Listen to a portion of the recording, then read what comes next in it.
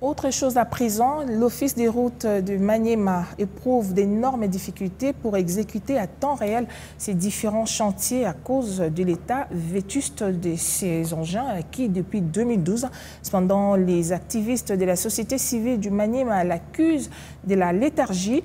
Ingénieur Mangui Dikese rejette en bloc toutes ces accusations et exhorte cette structure citoyenne à l'esprit de bon sens en faisant le plaidoyer auprès des autorités compétentes pour renouveler les charrois automobiles de cette entreprise étatique. Suivez ce reportage de Daniel Kazouza Celestin, notre correspondant depuis Kindu.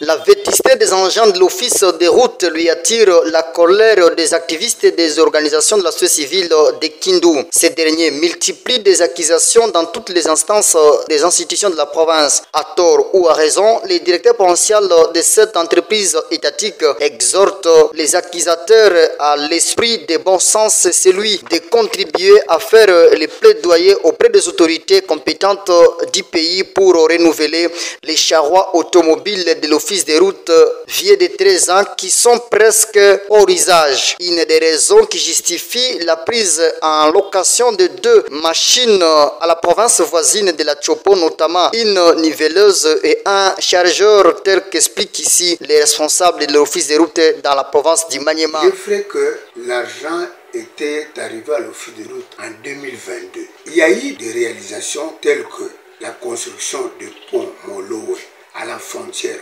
avec la Lomami, la réhabilitation de la route Kindu-Kalima jusqu'au PK 120, ainsi que d'autres réalisations sur la route Kindu-Kasongo.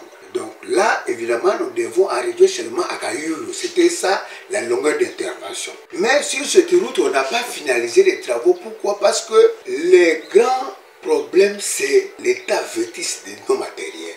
Nos matériels acquis en 2012 jusqu'aujourd'hui, ça nous pose de sérieux problèmes. On n'arrive pas à réaliser nos travaux comme il se doit. C'est ainsi que nous avons commencé par louer les matériels pour résoudre cette question. Alors, il reste la route Kasongo-Wamaza. Que notre société civile soit constructive, qu'ils viennent à l'office de route lorsqu'il y a des problèmes, qu'ils viennent se ressourcer pour connaître les vrais problèmes, afin de poser ces problèmes auprès de l'autorité des chefs de l'État.